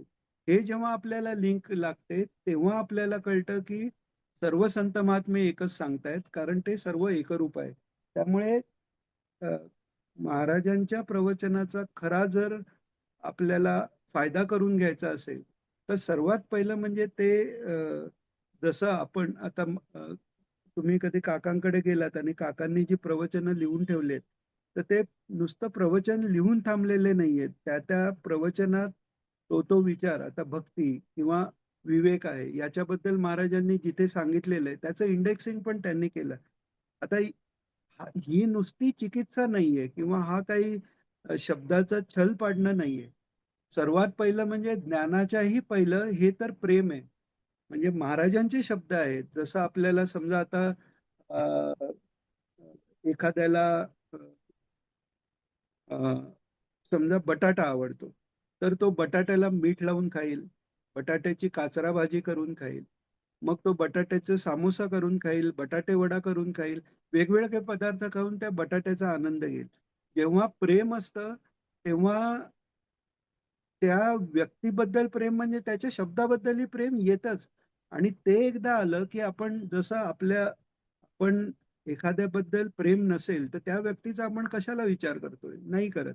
पण आपली जी जवळची व्यक्ती आहेत, आई आहेत, वडील आहेत, किंवा ज्यांची लग्न झाले त्यांचे पती किंवा पत्नी आहेत, मुलं आहेत, बाहेरच्यांनी काय बोललं तर आपण त्याचा विचार करत नाही. पण आपल्या जवळच्या व्यक्तीने एखादं वाक्य बोललं तर असंच का बोलला, म्हणजे रागाने जरी विचार केला तरी त्यांचाच का करतो आपण, कारण ते प्रेम आहे. तर त्यामुळे प्रेम असेल तेव्हा हे साहजिक होतच आहे. पण ते विचारपूर्वक जर झालं तर त्याचा फायदा असा आहे की या प्रवचनातून, याच्या आधीच्या प्रवचनातून, दिगंबराच्या अर्थातून, आत्मानात्म विचारातून, रामनवमीला झालेल्या प्रवचनातनं सगळ्यातनं सांगण्याचा जो मेसेज कसा एक आहे ह्याचं जर भान राहिलं तर त्यांनी महाराजांचा म्हणजे महाराजांचं दर्शन सच्चिदानंद आहेत, ते पूर्ण परब्रह्म पूर्णावतार असल्यामुळे त्यांचं बाह्यदर्शन हेही सच्चिदानंदाचं आहे, त्यांचं अंतर्दर्शन म्हणजे त्यांच्या विचारांचं दर्शन हेही सच्चिदानंद आहे. मात्र शब्दरूप जे आहे ते टिकणारं आहे. म्हणून तर नाम का घ्यायला सांगितलंय की रूपाचं ध्यान आपण सतत करू शकत नाही, नामाचं करू शकतो. तसं हे शब्द ब्रह्म आहे. महाराजांचा एक एक शब्द हा समोरच्याला त्याच्याबद्दल श्रद्धा असणाऱ्याला आत्मानंद प्राप्त करून देण्याच्या ताकदीचा एक एक शब्द आहे. आता त्यांच्या एक एक शब्दांनी आपल्याला आत्मानंद होत नाही, कारण आपली तेवढी योग्यता यायची. ती येईपर्यंत याचा पुन्हा पुन्हा अभ्यास झाला पाहिजे. आणि जेवढं आपण पुन्हा पुन्हा वाचतो त्यातनं अजून काहीतरी नवीन कळत जातं. एक साधं आहे, मागे कोणत्या तरी सेशन मध्ये उदाहरण सांगितलेलं की फार पूर्वी एकदा महाराजांना विचारलेलं, गोडसे काकांबरोबरच गेलेलो महाराजांकडे, आणि नोकरी इंजिनिअरिंगचं फील्ड 14 तास नोकरी, त्यामुळे सकाळी सगळे जप वगैरे करून बैठकीचा वेळ असा पूर्ण समाधान होईपर्यंत वेळ मिळायचा नाही. तर महाराजांना विचारलं, असं होतं की पूर्ण समाधान होईपर्यंत बसलं जात नाही, तर काय करावं? तर म्हणाले की व्यवहार आहे, नोकरी आहे, प्रवास, तर बैठक पूर्ण वेळ झाली नाही तर नामस्मरण आहे, नामस्मरणाला काही अडचण नाही. आणि तेही जर होत नसेल तर नुसतं स्वस्थ राहावं. तर त्याचा अर्थ तेव्हा जो कळला असा की सतत नामस्मरण करावं, हे तर बरोबर कळलं. पण तेही न झालं तर स्वस्थ बसावं याचा अर्थ काय वाटला की उगाच डोक्याला त्रास करून घेऊ नये, शांत राहावं. पण 2-3 वर्षापूर्वी त्याचा अर्थ असा लक्षात राहिला की म्हणजे स्वस्वरूपात स्थित, म्हणजे स्वरूपानुसंधान करत राहावं, हे अपेक्षित आहे महाराजांना. म्हणजे इतकं स्वस्त हा इतका साधा शब्द आहे, मराठीत आपण साधा वापरतो, पण महाराजांकडनं जेव्हा तो शब्द येतो तेव्हा त्याचा अर्थ काय आहे हे करण्याकरता 30 वर्ष निघून गेली. असे किती जन्म निघून जाणार आहेत माहिती नाही, पण ते त्यांचा प्रवचनांचा, त्यांच्या शब्दाचा अभ्यास करण्यात निघून गेले. तर घाई नाहीये आपल्याला, लागेल तो वेळ लागून दे, पण वेळ यात जाऊन दे, एवढंच त्यांच्याकडे मागणं आहे. तर महाराज सांगतायत की अनेक भूमिका परमार्थ साधनात आहेत. त्याकरता ईश्वराची उपासना ही योगशास्त्रकारांनी सुद्धा आवश्यक मानलेली आहे. प्रयत्नवाद आहे, हे फार मोठं आहे. ते महाराजांनी जे सांगितलेलं आहे की योगशास्त्र आहे किंवा उपासना मार्ग आहे, भक्ती मार्ग आहे. एका प्रवचनात महाराज सांगतात की असं पण स्वस्थ म्हटलं राहणं म्हणजे जातं, काय? स्व म्हणजे स्वस्वरूपी. स्व याचा अर्थ आपण जे म्हणतो, महाराजांची जी सायक्लोस्टाईल प्रवचन जी काकांनी सर्वात पहिली जी छापली होती, तर त्याच्यात सुरुवातीला एक प्रवचन आहे महाराजांचं, मुख्य स्वरूपानुसंधान वाया कीजे मनशोधन देवगुरु सेवन सदाचरण अनासक्ते. तर स्वरूपानुसंधान, तर स्व म्हणजे काय? तर मगाशी जे आपण म्हटलं, आपण स्व म्हणजे काय, मी स्वतः म्हणजे काय म्हणतो आपण, आता हे म्हणताना पण मी दाखवतोय काय, हे शरीर. तर हे शरीर नाही, तो मुख्य जे स्वरूप जे आहे ते म्हणजे अंतर्यामी, जे मगाशी आपण पाहिलं की स्वम पदाची शुद्धी, म्हणजे स्वस्वरूप खरं काय आहे, तर ते मी बुद्धी नाही, मन नाही, शरीर तर नाहीच नाही, प्राण नाही, मग ते आत्मतत्व, ते स्व, त्या स्वरूपाच्या ठिकाणी स्थित राहणं, म्हणजे आत्मविचारात या सगळ्यापासून तटस्थ राहणं, याचा अभ्यास करायचा, हे सांगितलंय महाराजांनी. तर ते स्वस्वरूप.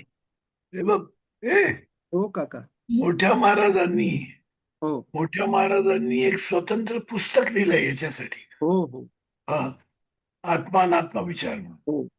आणि या आत्मानात्म विचारावर आपला प्रवीण दादा, या आत्मानात्म हा विचारावर आपले 2 सेशन झालेले आहेत. बर. म्हणजे तिथूनच आपण रेकॉर्डिंगला सुरुवात केली. आधी आपण रेकॉर्ड सॉरी करत सॉरी नव्हतो. पण गोडसे काकांनी सांगितल्याप्रमाणे ते म्हणजे रेकॉर्ड करून आपण का ठेवतो, की आपल्यालाच परत परत ऐकून हो आपल्याला ते त्याचं अजून समजत जातं याकरता. ते आजच मी बरोबर. टाकलंय ग्रुपवर पण आपल्या चालेल चालेल. देवदत्त. तर हे लक्षात आलं. हो स्वस्थ. हो तर स्व म्हणजे स्वस्वरूप, स्थ हो म्हणजे स्थित असणं. तर स्वस्वरूपात राहणं म्हणजे स्वस्थ राहणं असं. बरोबर. हं? तर आहेत अजून 5 मिनिटं आहेत. हा, तर प्रयत्नवाद आहे. तर महाराजांनी सांगितलंय एका प्रवचनात, म्हणे असा आक्षेप घेतला जातो की संतांनी सगळ्यांना निष्क्रिय बनवलंय, की सगळं प्रयत्नवाद सोडलाय. पण म्हणे हा मोठा प्रयत्नवाद आहे म्हणाले. तुकाराम महाराजांचं पण उदाहरण दिलं त्याने, की रात्रंदिवस आम्हा युद्धाचा प्रसंग असं म्हटलेलं आहे. म्हणजे संतांचे जे प्रयत्न आहेत, बाह्य जे प्रयत्न करतो ते सोपे प्रयत्न आहेत, ते सगळेच करतात. पण आतले जे षड्रूपीय आहेत त्यांना दूर करून परमात्म्यापर्यंत पोचणं हा मोठा प्रयत्नवाद आहे. आणि बाह्य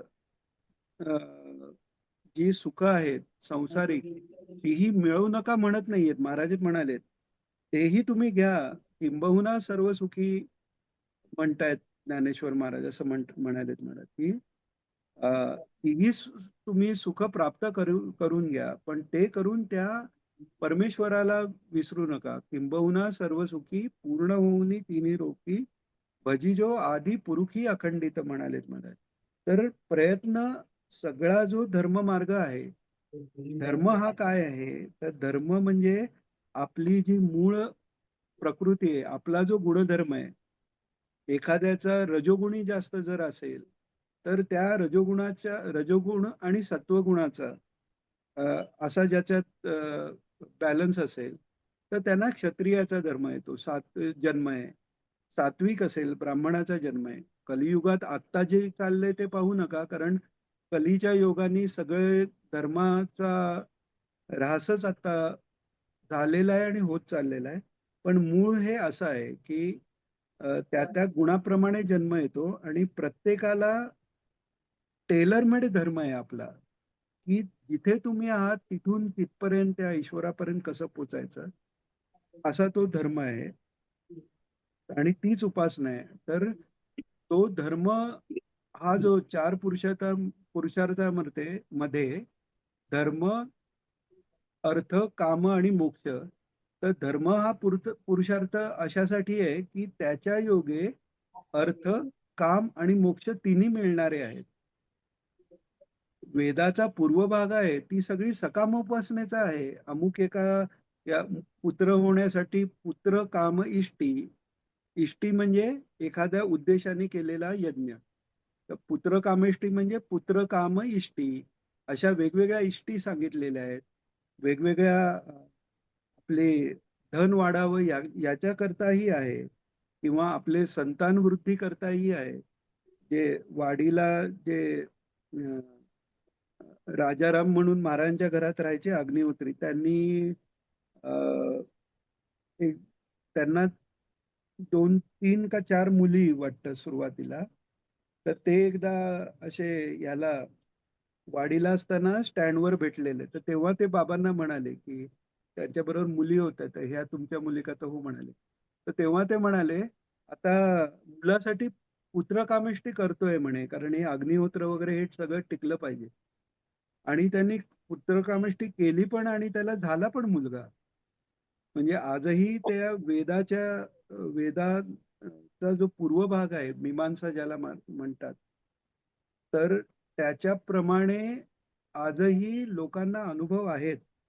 तर व्यावहारिक मागू नका असं नाही सांगितलंय, पण ते धर्माच्या चौकटीत आणि ते का मागा त्यातली इच्छा निघून जावी किंवा ईश्वराच्या कार्यासाठी म्हणून भोग मागायला परवानगी दिलेली आहे. म्हणून भगवंत विभूती योगात 10व्या अध्यायात म्हणतायत की धर्माविरुद्ध भूतानाम कामोस्मी भरतर्षभा, ते त्याच्याकरता आहे. आणि द्विसाहस्रीच्या सुरुवातीलाही महाराजांनी तेच सांगितलेलं आहे की इकडे तिकडे मागायचं आणि काम तर काही व्हायचं नाही आणि तरीही उपकार मानायचे, यापेक्षा दाता एक रघुनंदन म्हणून त्याच्याकडे मागायला काय हरकत आहे, असं महाराज म्हणतात. तर प्रयत्नवाद आहे हा मुख्य. योगशास्त्र म्हणजे पुरुष प्रयत्न आहे.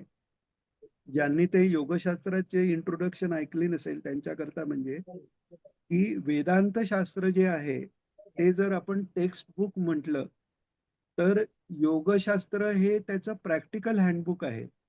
म्हणजे वेदात ईश्वरापर्यंत पोचायचा जो मार्ग आहे तो प्रत्यक्षात कसा करायचा हे सांगणारं हे योगशास्त्र म्हणजे पूर्ण प्रयत्नवाद आहे. पूर्ण प्रयत्नाचं शास्त्र ते आहे. एक मिनिट. हो दिनो, हो काका सांग. महाराज कामभक्तीचं महत्व सांगताना असं म्हणतात हो हो की आपल्याला जर एखादी गोष्ट पाहिजे ना हो तर ती देवाकडे मागून घ्या. हो आता आपले देव म्हणजे आपण संत म्हणतो. हो महाराज घे फॉर एक्झाम्पल. हो. मग त्यांच्या म्हणजे मी मागणार नाही, मी निष्काम भक्त वगैरे असले डायलॉग बाजी नको. घ्या मागून तुम्ही. गाडी पाहिजे, घोडा पाहिजे, बंगला पाहिजे, जे का त्यांच्याकडे मागितल्याचा फायदा काय आहे? तर त्याच्यातून त्या आसक्तीतून बाहेर कधी काढायचं हे त्यांना माहिती असतं. ते तुम्हाला आनंद येऊ देतात, पण तुम्ही जेव्हा त्यांच्या आशीर्वादाने एखादी गोष्ट मिळवता त्यावेळेला त्याच्यातून ते योग्य वेळी बाहेर काढतात. आणि आपण जेव्हा आपल्या अहंकाराने एखादी गोष्ट मिळवतो तेव्हा त्याच्यातून आपण बाहेर येत नाही. हा मोठा फरक आहे त्याच्यात. महाराज छान.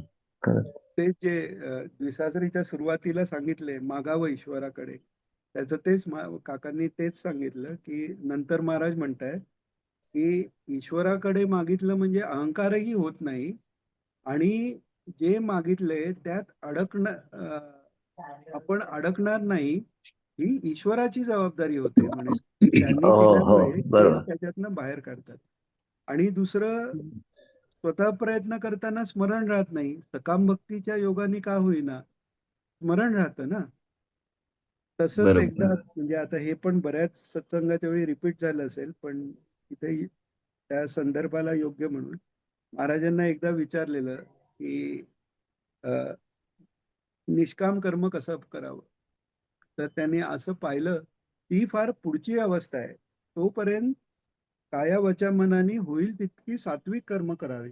मग सात्विक कर्म म्हणजे अहंकार झाली, मग त्याच्यात ही सकाम पण झाली पण इतर पण झाली. पण निदान ते कसं पाहिजे की द्विसाहस्रीतच पुढे सुमती मातेचं उदाहरणाने महाराजांनी ते एक्सप्लेन केलंय की जेव्हा श्रीपाद श्री वल्लभ म्हणजे यांना मुलं झाली आणि म्हणजे त्यांना भावंड जेव्हा त्यांची झाली सुमती मातेला, त्याच्यानंतर हे निघाले तर त्या म्हणाल्या की कसं जाता येईल, गृहस्थाश्रम करायचंय, शास्त्रज्ञ आहे वगैरे. मग यांनी त्यांना दर्शन दिलं मूळ स्वरूपात. मग त्यांना लक्षात आलं की आपण भिक्षा दिल्यावर दत्तात्रय जे प्रसन्न झाले आणि आपल्यासारखा मुलगा व्हावा म्हणून त्यांना स्वतःला यायला लागलंय. ते त्यांना ओळख पडली. पण तेव्हा ती माता काय म्हणते की एक पंगू एक लुळा म्हणजे हे पुत्र आहे, तुम्ही गेल्यावर ह्यांचं करताना ह्यांचंच चिंतन राहणार माझं, मग आपलं चिंतन घडणार नाही. आपण समोर होतात तेव्हा आपल्या सहवासाने चिंतन होत होतं. म्हणून त्या दोघांचं आरोग्य मागितलंय. माझ्या पोरांचं बघवत नाही म्हणून मागितलेलं नाहीये. माझ्या ईश्वराच्या चिंतनात ह्यांचं मी करायला लागून ह्यांच्यात अडकू नये म्हणून यांचं रोग किंवा ती डिसॅबिलिटी घालवा म्हणून सुमती माता विचारले. त्यामुळे सकाम मागावं ते कशा करता की ही बाबा वासना. महाराजांनी तेही सांगितलेलं आहे की राजस तामस वासना ज्या आहेत, म्हणजे पूर्ण तामस आणि समयुक्त राजस आणि प्युअर राजस वासना या उपासनेनी कमी कराव्यात आणि राजस सात्विक आणि सात्विक वासना आहेत त्या ईश्वराकडे मागून घ्याव्यात. म्हणजे म्हणूनच आपण घोरात कष्टात मध्ये पण पाहिलं की मोठ्या महाराजांनी भुक्ती कधी मागितले की धर्मे प्रीती, म्हणजे धर्मावर प्रीती झाली, सन्मती, धर्माप्रमाणे वागण्याची बुद्धी झाली, देवभक्ती निर्माण झाली, सत्संग मिळाला, त्याच्यानंतर भुक्ती. मग त्याच्यानंतर माणूस पैसा मागेल का, किंवा मागितला तरी तो स्वतःच्या छान शोकीसाठी मागेल का, परदेशाची वारी करायकरता मागेल का? तर नाहीच मागणार ना. तो काहीतरी सत्कार्याकरता मागेल, किंवा तो पैसा मागणारच नाही. तो मागताना मागेल माझी उपासना वाढावी, माझी मती स्थिर व्हावी. म्हणजे सकाम जरी असलं तरी ती कामना ही ईश्वरापर्यंत पोचायला योग्य अशीच असेल. तर ईश्वराकडे, याचा अर्थ अगदी व्यावहारिक मागू नये असं नाही. तेच पुन्हा तोच विषय की त्या मागण्याच्या योगाने तरी त्यांचं स्मरण होतंय आणि ते काळजी घेतात की ईश्वर जेव्हा देतो तेव्हा त्याचा भोग मिळाल्यावर ती वासना तृप्त होते. जे महाराजांनी रामाच्या ह्याच्यात सांगितलेले की राम एक पत्नी, एक बाणी आणि एक वचनी आहेत, आणि तसा वरही एकदाच देतात. एकदाच ते इतकं देतात की परत मागायची वेळ येऊ नये. तसं की असं देतात की ते दिल्यावर त्यातली इच्छा आपली निघून जाते. म्हणून मागावं, बिंदास मागावं. दिनो अर्थात हे बोला काका. दत्त महात्म्यात ओवी आहे बघ. हो या गोविंदाची जरी हो, सकाम भक्ती घडे तरी सकाम भक्ती. वा वा अंती निष्काम करीती. वा वा. या गोविंदाची हो. जरी सकाम भक्ती घडे तरी अंती निष्काम करीती. मग मागायला काय हरकत आहे? वा. दत्त महात्म्यातही येऊ. बरोबर. तर महाराज म्हणतायत योगशास्त्र म्हणजे पुरुष प्रयत्न आहे, परंतु मध्ये मध्ये येणारे जे अंतराय आहेत ते अंतराय दूर होण्याकरता ईश्वराची उपासना पाहिजे. हा उपासना, आणि उपासना म्हणजे आपला रोजचा जप आणि स्तोत्रपाठ ह्याला उपासना नुसतं म्हटलेलं नाहीये. पूर्ण जो कर्म मार्ग आहे ती उपासनाच आहे. धर्मानी सांगितल्याप्रमाणे वागणं ही उपासना आहे. आणि भगवान गीतेत दोनदा सांगतायत सर्वभूत हिते रता. आपल्या पुरता फक्त मागायचं नाहीये, सर्वांकरता वागायचं, आणि व्यवहार करतानाही फक्त आपल्या व्यवहारिक फायद्याकरता नाही, ग्रेटर गुड साठी प्रयत्न झाले पाहिजे. हा त्या कर्ममार्गाचा अर्थ आहे आणि तो घडला पाहिजे, आणि तीच उपासना आहे म्हणून सांगितलेलं. आता 11:29 झालेत, तर कोणाला काही विचारायचं असेल तर ते घेऊन आजच्या करता इथे थांबूया. आपण संत आपलं चांदणे कैवल्याचे हे दुसरं प्रवचन आहे पंचायतन आरतीचं. त्याच्या 31व्या पानावर तिसऱ्या पॅराग्राफच्या सुरुवातीला आलोय, ईश्वर प्रणिधान. कोणाला काही विचारायचंय? नाही दिनेश, फक्त हा बोला ना काका.